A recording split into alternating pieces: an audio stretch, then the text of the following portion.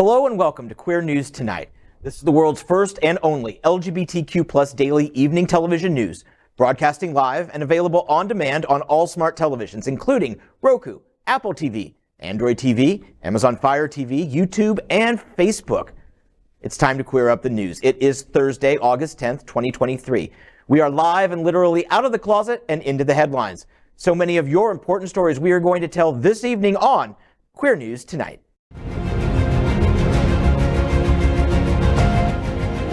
This is the world's first live daily LGBTQ evening news show, literally out of the closet and into the headlines on Queer News Tonight with Al Ferguson.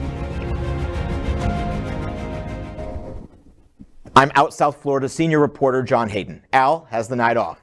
This evening, we bring you the news of and perspective representing the LGBTQ plus community from South Florida, America, and across our planet. This is the world's first and only unedited live LGBTQ plus evening news show. Whatever happens unique in LGBTQ plus news, you will see it and hear it. Hotspots Magazine Happening Out Television Network is a nonprofit 501c3 media company in the same model of PBS and NPR, but designed for the LGBTQ plus community. Our mission is to support the 10 pillars of our LGBTQ plus community. We want to inform and educate the key issues of our Black community, Latino, lesbians and queer women, trans, students and youth, seniors, HIV/AIDS, healthcare, business, social justice, and faith. Help us support our community.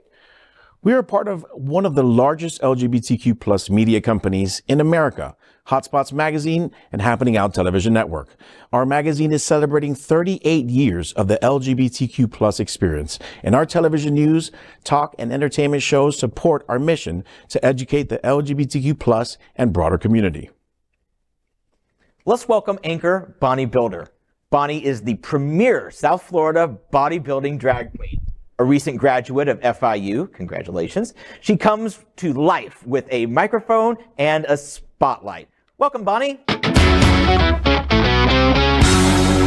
In the Gay Agenda, South Florida, TransInclusive presents Sisters in Health and Unity, August 24th. Presented with support from the AIDS United Transgender Leadership Initiative and the Our Fund Foundation, Sisters in Health and Unity will be held August 24th at the Art Serve building in Fort Lauderdale. TransInclusive Group is a nonprofit organization advocating to protect and defend equality for transgender and LGBTQ plus individuals in South Florida. While Our Fund is an autonomous, publicly supported, independent, philanthropic institution with a mission of promoting a culture of philanthropy. This event starts at 6:30 p.m. and is dedicated to promoting awareness, empowerment, and unity in women's sexual health, with a specific focus on Black women and women of color. This event will feature an engaging panel discussion, entertainment, food, and refreshments, and opportunities to connect with other community organizations. It is an important event for every woman in South Florida. For more information and tickets, visit facebook.com/transinclusive group. Let's welcome anchor Dr. Julio Capo Jr., a board member of the Stonewall National Museum and Archives and a history professor at Florida International University. He is also an author and often writes for the Washington Post. Good evening, Doctor.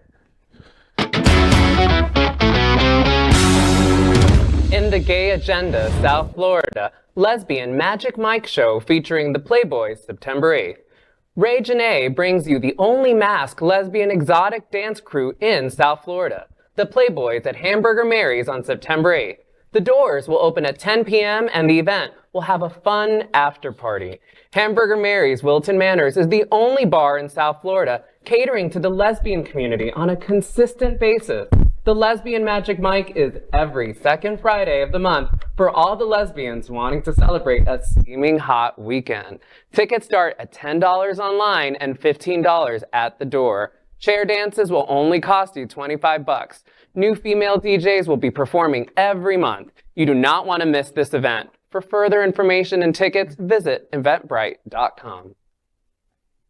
Let's welcome anchor Jonathan Casanas. A board member of Forward Miami, he is also one of the producers of Gay 8 Festival, the largest Latin diversity and inclusion festival in the nation. Welcome, Jonathan. In the Gay Agenda South Florida, GENVAS announces remainder of 2023 season starting September 17th. Additions to Generation Venetian Art Society lineup include a new afternoon series, the first free outdoor concert, a Tony Award-winning vocalist, a presentation of the GENVAS Annual Icon of the Arts Award, new collaborations, and the continuation of GENVAS Popular Cafe Society Pride Series.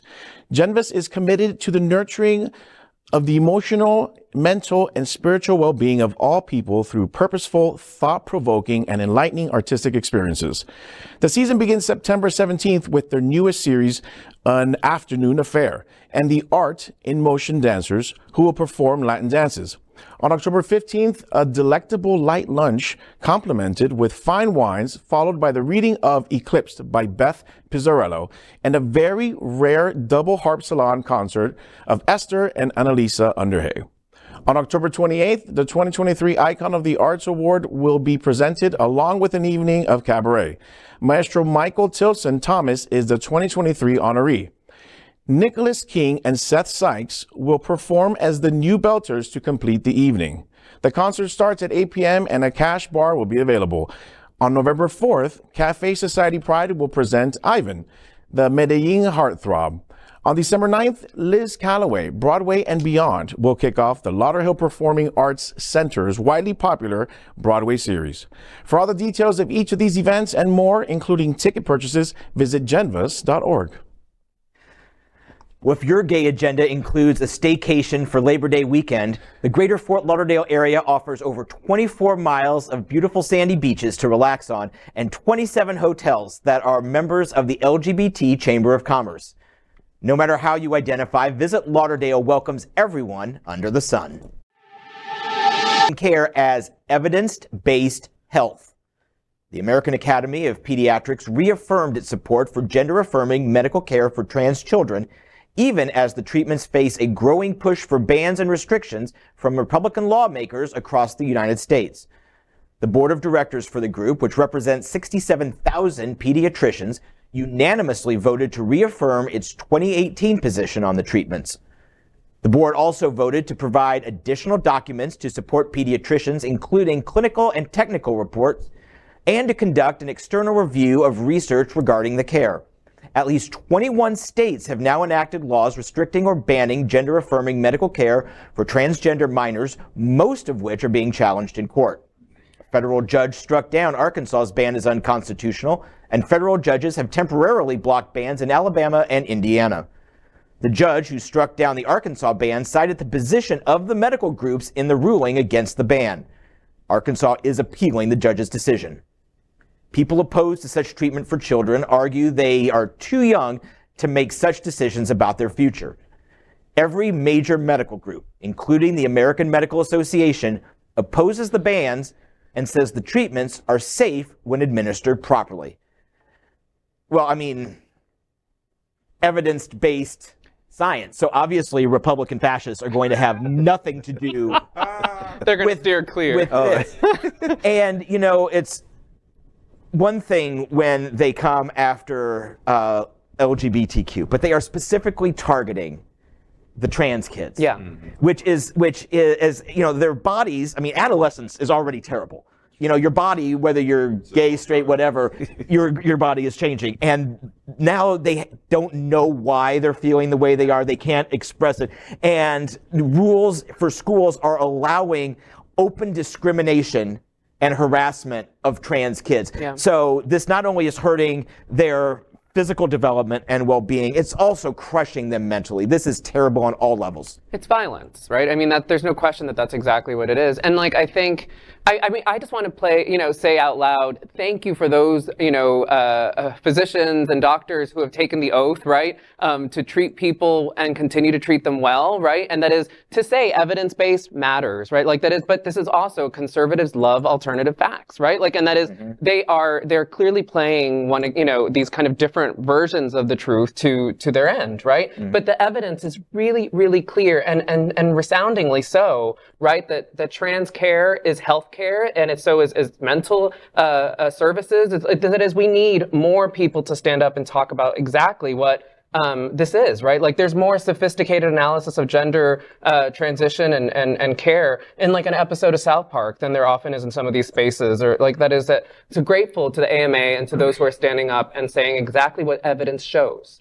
Yeah. As the only young person at this table, this story really rings true to me. If it only makes sense, then conservatives hate it, right? So of course they were gonna deny and sort of go against the ideals of something that is evidence-based because it goes against their faith belief, their ideals, which isn't evidence-based. Yeah. Ooh, controversial. Ooh, there's no science in the Bible. Ooh. But I don't know if that's true. I don't read the Bible. I can't read. So either way, they just continue to prove how, as the streets say, head-ass they are about these things. Mm-hmm. Yeah, I definitely don't know if they're going to change their minds. I mean, obviously we feel pretty strongly about that. It's just funny how facts are in their face. Evidence is coming out and they're still going to vote against it. Yeah. They always seem to be in this la la land like world within this fiction or this make-up world of God, right? Yeah. Everyone thinks that, it's hard for us to believe in ourselves, but we are real. Yeah. Your God, we don't know if your God is real or not. So why not work with the facts that we know, which is our children? Our children. Well, we know if it's real or not. We know. Yeah. But I mean, the fact is, suicide is already high among LGBTQ+. Even higher, this is just facts, which means Republicans don't acknowledge it. But the fact is that it's higher among trans kids. And we won't know the true damage. We won't know the real body count for years from now, well after DeSantis and Trump and all of their enablers have left the scene. It's true, unfortunately. Let's queer up education. Debate over recognizing pride and LGBTQ+ history breaks out in the gayest place on earth. There were heated discussions at Tuesday's Broward County School Board meeting over resolutions supporting pride. Of the 99 resolutions the board historically has passed without any issue, 2 of them got a lot of attention this time around, neither of which has anything to do with the curriculum. Still, dozens of people turned out to talk about them. One of the resolutions is in support of LGBTQ+ History Month in October, and another resolution is in support of Pride Month in June. Concern was voiced by some who showed up and were opposed to it. But there was also plenty of support for both resolutions. These resolutions have been easily passed in the past 10 years or so. Other examples are resolutions in support of Hispanic Heritage Month, Jewish History Month, and Juneteenth Awareness Day. In the end, the school board approved the 2 resolutions along with the 97 others. 2 of the 3 members who opposed the resolutions were appointed by Governor Ron DeSantis. Miami-Dade schools had a similar debate last September when the majority conservative school board voted against the LGBTQ+ History Month. Well, I mean, the first thing I want to say is I like the way that the story frames it as there was opposition, but there was even more people who opposed the opposition, right? That is, like, their voices were heard, and this is exactly what democracy looks like, right? The framing of the story is in the gayest place on earth, but even the non-gayest place on earth, this is how democracy is had, right? That is, voice, no matter where you live, voice your concern when your school board, which is an incredibly powerful board, right? So often we kind of forget how incredibly important our school boards are, which are, of course, elected. Oh, it depends, right? But depends, increasingly becoming much more dubious. Make sure that your voices are heard in these spaces. So I read this as all very good news, right? That is, like, while there was a lot of opposition to the opposition. Mm-hmm. Yeah, I agree. I love talking about the positive things, and I love how this story was framed as well. But I love talking about the positive things because a lot of my friends out of the state of Florida are like, what are you guys doing? Yeah. What is happening in Florida? It's going to ruin us as a state, as an economy. Like, we really will struggle. People are going to move out. No one's going to come in. Things aren't going to move because of these organizations saying that we're in this weird state of, like, warning and, we're being attacked all around, which we are. But this is a good story to show people that we are coming back and we are not as much as in danger as you think we are. Yeah. Can I speak to that point real quick? Queer people in other states, don't stop coming to Florida because of all this going on. We need you now more than ever. Yeah, exactly. we need to outnumber these jackasses. So all these publications saying, don't go to Florida, queer people, it's not safe. No, we need you here. We need defenses. We need backup. We need backup. Yeah, Please exactly. come to Florida.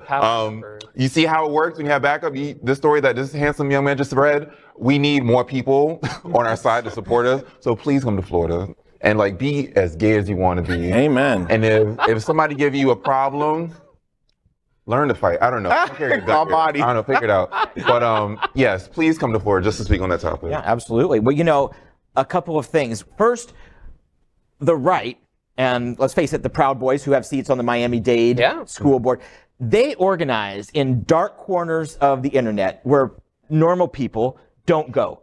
They know where to find when these things are going to be up for debate, and they have outnumbered us at every turn over the last few years. There was a lot on social media over the about a week to 10 days leading up to this of our side saying, come to this meeting. They're going to try and stop the recognition. Come, make our support known. Make sure that the board knows we are against hate and discrimination. We are for inclusion in these resolutions. So it was good to see us starting to organize a little bit, and hopefully this is something that we'll be able to snowball over the next 15 months as we approach the presidential election. Two, and this is to touch on a point that you said, DeSantis appointees. Our school board does not adequately reflect the will of the voters because elected people are being removed. Elected people. This isn't disputed elections. This is people who won their seats on the school board fair and square. And they're being removed and put in with the fascist ideologues of the government. It happened this week as well. In a prosecutor up in Orange County and Osceola County who won, the only black woman to be elected state attorney in Florida at the moment, won with 2/3 of the vote. And then this week, DeSantis just comes in, plucks her out, says, you're gone, here's my toady, and he's going to decide what's prosecuted. DeSantis is assaulting us on democracy at every single level. This is just the most recent example of it, but it's good to see that we were fighting back, we organized, we came out, and we won this battle. And this is a good battle to win. Well said. Come together, queers. Come together. Up next, let's queer up health. Conservatives turn their sights on vital HIV program PEPFAR. The U.S. President's Emergency Plan for AIDS Relief, or PEPFAR, serves as a conduit for providing HIV medications to individuals in impoverished nations who would otherwise lack access to these drugs. However, groundless claims from anti-abortion activists have put the program in jeopardy.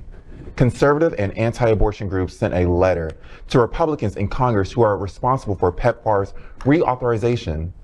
The letter said that PEPFAR funds are used by non-governmental organizations that promote abortions and push a radical gender ideology abroad. They provide no evidence to back up their claim. Also, the ultra-conservative Heritage Organization released a report saying Congress needs to reassess PEPFAR. The report claims the Biden administration has misused the program as a well-funded vehicle to promote its domestic radical social agenda overseas, as it has done with other foreign aid programs. This so-called report also does not provide any proof. As a result, Republicans in Congress are threatening not to reauthorize the program. Dr. Anthony Fauci, known for his work at the National Institutes of Health, said, and I quote, "There's a real danger to associate the program with cultural issues as opposed to scientific ones that clearly show PEPFAR is saving lives," end quote. If Dr. Fauci said it, can we consider that it might be true? Put your feelings to the side, put your Bible away, and think about people's health. However you feel about queer people, however you feel about the AIDS epidemic, and you feel like gay people deserved it, which we didn't, consider that people's lives are at stake. And if your ideology, your belief is about saving lives and getting to heaven, if you believe in it, wouldn't you want to like help people, live and get there with your beliefs and your Jesus and your God or whatever? That only makes sense, right? But again, if it makes sense, they don't like it. Mm-hmm. I mean, besides the story, talking about Fauci and stuff, I think a lot of the confusion and the things that they feel are debunked is during the pandemic and what Trump has done and the name and reputation he's given Fauci has ruined it for the rest of us. Because now when we talk about fact-based or evidence-based research, no one wants to believe it because now they have shit on Fauci. So whether Fauci says it or not, who are we to say we could believe it when his reputation has already been tarnished? So it's tough in that way. It's also hard to tarnish. I mean, that is just to indulge that a little bit. I mean, he's been doing this work for a minute, right? Like that is, if you think about the work he started with HIV/AIDS beginning in the 80s, like that is, but aside from that, one of the things that my big takeaway from this story, PEPFAR has been under attack by conservatives for decades. That's not new. That is, since it started in the early 2000s, they always tried to link it to I don't like using the term culture wars because this isn't about one culture over another. It's human rights, right? Like that is like to deny someone basic human rights is not my culture versus your culture or whatever, right? But the part that I want to emphasize here is how critically linked abortion rights and reproductive rights have always been to HIV/AIDS, to LGBTQ rights, to immigration. Like we can't separate these things at all. And too often when like abortion becomes under attack, right? Recently, right, the Ohio decision was the vote was so incredibly important and we need to read that as a queer victory for a number of many reasons, right? What bothers me so much is that people often abandon the fight when it's just about, they read reproductive rights as being only about women and a very kind of cisgendered idea of women. And that is like, it's about bodily autonomy, right? And that is that the right understands it that way. That is that they're making that link, and the resistance needs to make that link, that any attack on one of us is an attack on all of us. And I think that part of the story is really, really powerful and one that we have to pay a lot of attention to. I am concerned about this particular program because, and this is the inside baseball, looking at how the sausage gets made perspective. But the fact is, this is not a beloved program that's, helping everyday Americans. This is not something that we know of. A lot of people who are watching this, who are into LGBTQ plus news, or this is going to be the first time they've heard about it because it has not been around that long and it goes overseas. So when we go to budget negotiations, because we're staring down another government shutdown forced by the Republican fascists, when it goes to negotiations, there's a good chance that this will be a sacrificial lamb. And who are we sacrificing? We're sacrificing not America's most vulnerable, the world's most vulnerable. And that's what makes this particular story even more evil. Well, next, let's queer up gay culture. Miss Italy required contestants be born female, so over 100 trans men signed up. After representatives for the Miss Italy pageant said transgender women could not participate in the competition, transgender men registered for the pageant en masse to protest. Pageant official Patricia Magliani, told Italian station Radio Cusano she thought inclusivity for transgender women in pageants was a bit absurd and said she would not jump on the glittery bandwagon of trans activism. Her comments came after a transgender woman, Ricky Valerie Calais, won the Miss Netherlands contest for the first time. Her comments caused a stir in the transgender community, especially because, as NBC News reported, the Miss Italy contestant feeds into the larger Miss Universe pageant, which is owned by a trans businesswoman. In response to Mirigliani's statements, trans activist Federico Barbarossa decided to sign up for Miss Italy himself, since he technically fits the criteria to enter, and encouraged dozens of other trans men to do the same. Since the process of finalizing a name and gender change in Italy is difficult, many transgender men qualify for the pageant despite their identification. They have Italian nationality or citizenship, are over 18, were assigned female at birth, and are still registered as female on various identity documents. This is the best story I have heard. It's like the biggest slap in the face. I know it's petty, but it's my favorite, of all time. It's retaliatory, but in a very, very cheeky way, and I live for it. Yes, please, I want more of this. Me too. And also that phrase, jump on a glittery bandwagon. I want to make a shirt that says jump on mine. Bandwagon. But like, I agreed. I find this to be such an uplifting story because it's resistance. It's queer resistance. And like everything about this is super queer. Like that is like, because it operates on the same kind of ridiculousness that they're operating on, right? That it's like, I'm going to match your ridiculous with my ridiculous because your ridiculous is so ridiculous. Whatever. I feel like I'm going off on some tangent.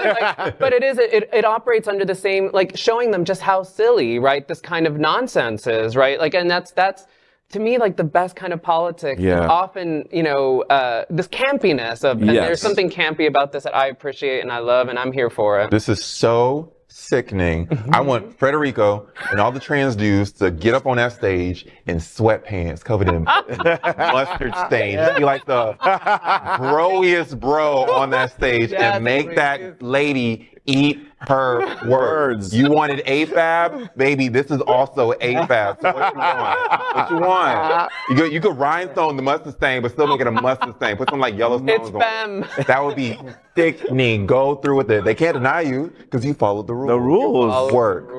Work. Go off. It kind of reminds me of that movie Bad Words a few years ago with Jason Bateman, who's an adult participating in the children's spelling bee because he finds a loophole in the rules. That's what first came to mind.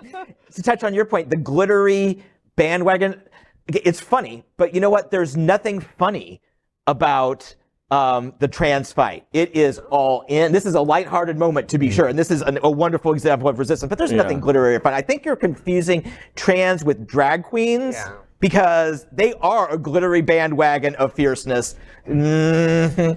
And also, let's remember the dire situation in Italy at the moment. We're doing so many stories out of there these last few weeks because they have an elected minority, but still an elected fascist government. They are fascists. That's not hyperbole. It's not drawing a line. They are officially, they recognize themselves as a neo-fascist group, and they've been repealing back rights, gay rights, like an onion over the past few weeks. So it's something we take seriously. I'm so glad to see them doing this. I wish them all the best, and I really hope like all the contestants will go down to St. Peter's Square and take just a big group picture in front of the fountain, because that would be the image that I think could go. That would be like the Ellen at the Oscars image, that would just go around the world in a heartbeat.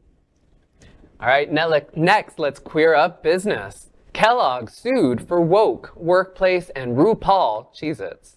A conservative legal group on Wednesday urged a U.S. anti-discrimination agency to investigate Kellogg over workplace diversity policies it says are unlawful and accused the cereal maker of sexualizing its products.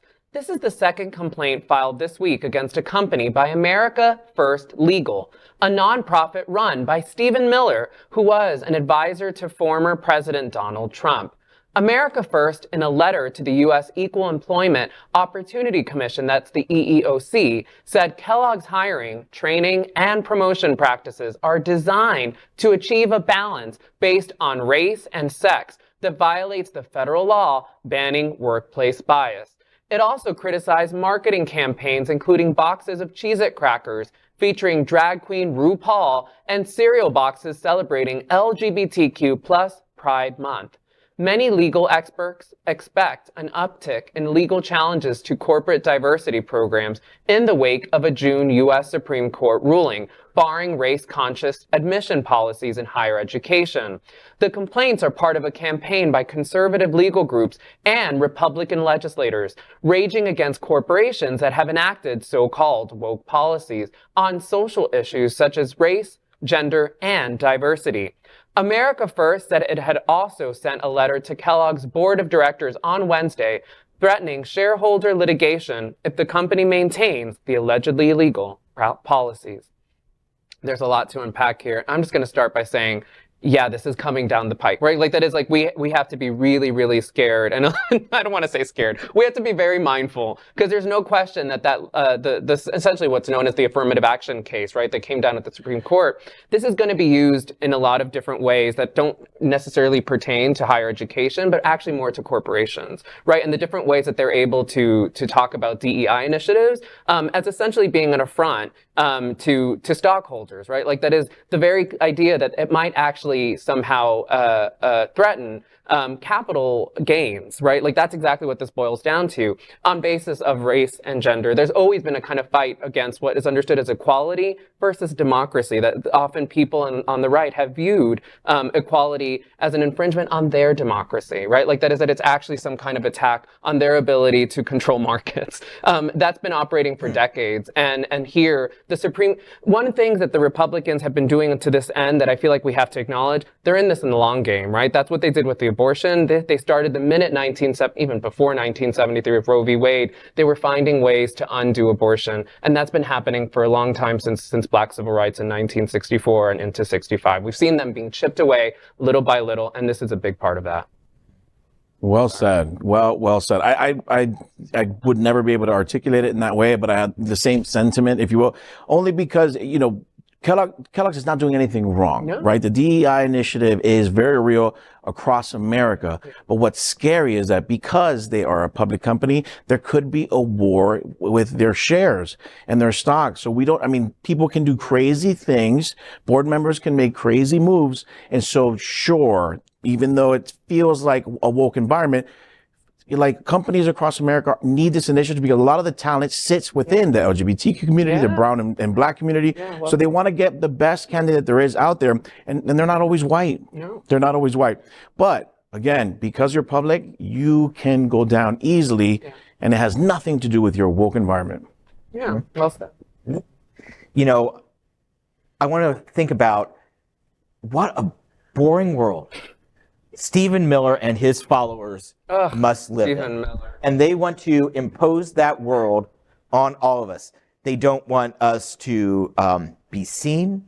They don't want us to be heard. They don't want us to dress like we want to. They want to control every single part of our life. They want to literally erase us. And I know that's not new. We've been saying that for a while. But now the Supreme Court decision is being used as a bludgeon. For sure. Against corporations. Florida, this last legislative session, passed something against DEI. And let's remember what DEI stands for. Diversity, equity, and inclusion.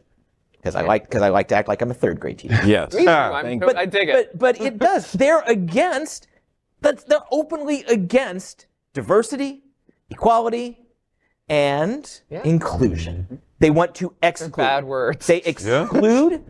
They exclude in order to get votes. Yeah, exactly. That's the goal. And it's unmasked. It's not something they're trying to sneak under the rug. No, at all. But what they're afraid of is that their children and their children's children are going to get the job because of these initiatives. And it's trash because if you're good at what you do and you take the time and you're a Harvard graduate, you're going to get the job. It's not that. It's pretty black and white.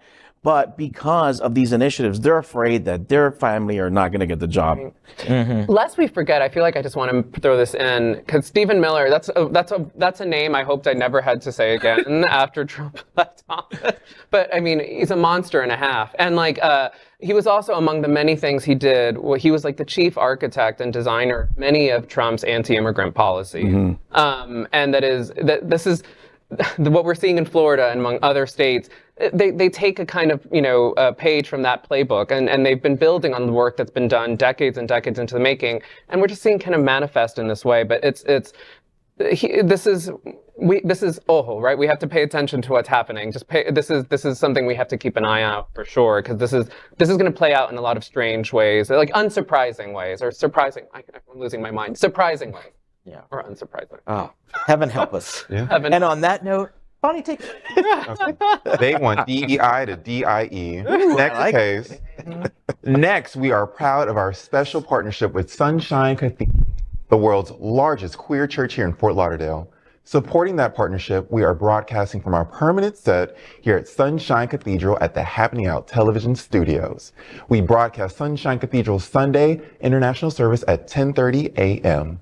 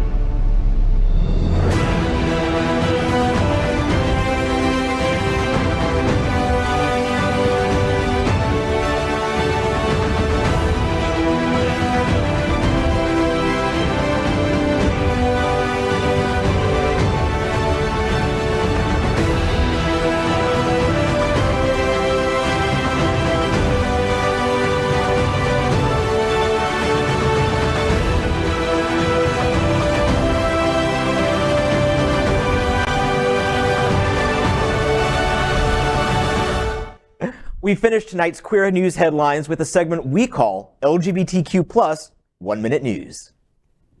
LGBTQ+ 1 Minute News, let's queer up business. Target sued for hurting stock value by having Pride collection. A conservative legal group led by former Trump administration official Stephen Miller filed a lawsuit on Tuesday against Target, alleging that the company misrepresented its risk monitoring capabilities in response to backlash resulting from the sale of LGBTQ+ themed merchandise. Representing investor Brian Craig, American First Legal, has filed a lawsuit in federal court in Florida against Target. Chief Executive Brian Cornell and Target's board of directors. In his complaint, Craig claims Target board had misrepresented the extent of its oversight of the company's social and political risk, instead focusing on the agendas of progressive activities rather than the foreseeable backlash from consumers. LGBTQ+ 1 Minute News, let's queer up gay culture. GLBTQ Legal Advocates and Defenders Executive Director moves to the Trevor Project. GLBTQ Legal Advocates and Defenders announced Executive Director Jansen Wu will leave October 6th and serve as the Senior Director of State Advocacy and Government Affairs for the Trevor Project. Wu said, quote, "GLAD is more than any one person. Its strength comes from the community of committed advocates and defenders," end quote. He mentioned the impact of the collective efforts of the past 45 years and how they help change history again and again. LGBTQ+ 1 Minute News, let's queer up entertainment. Outshine Film Festival celebrates with upcoming monthly cocktails and cinema events.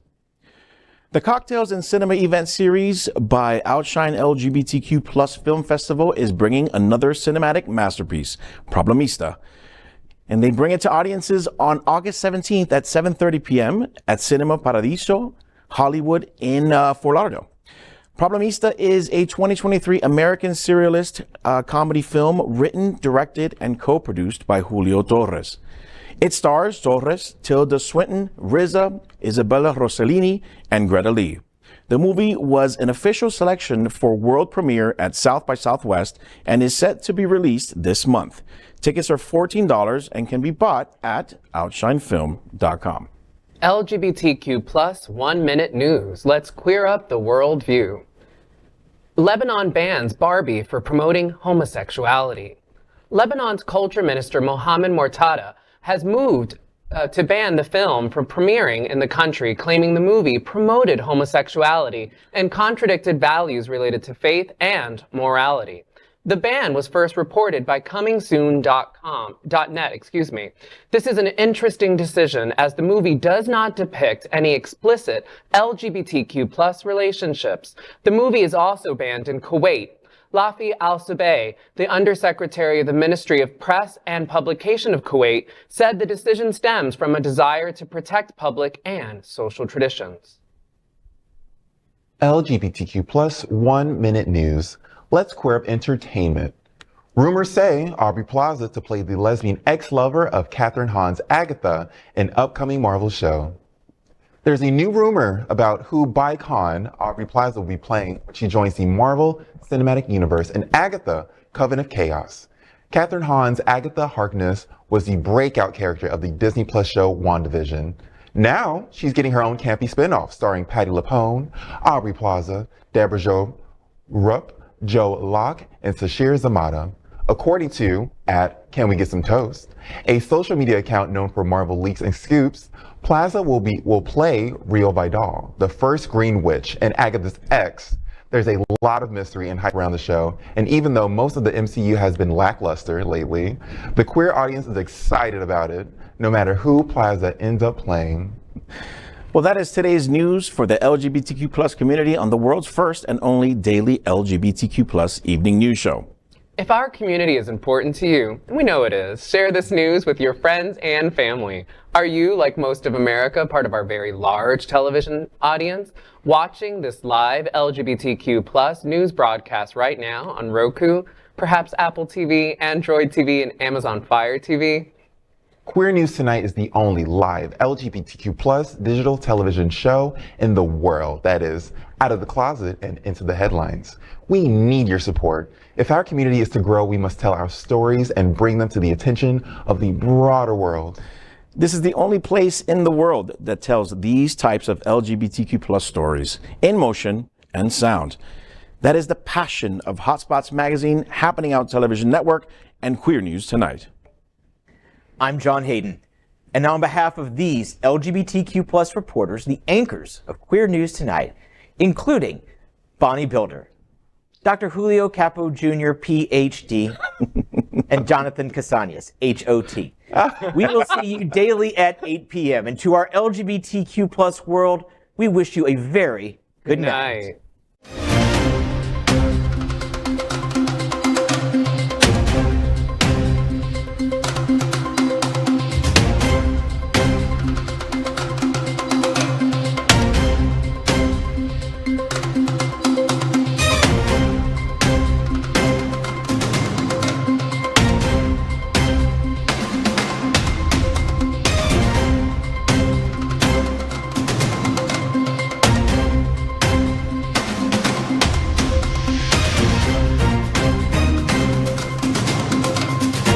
We are Queer News Tonight, the world's first and only live daily LGBTQ plus evening news show, brought to you from Happening Out Television Network.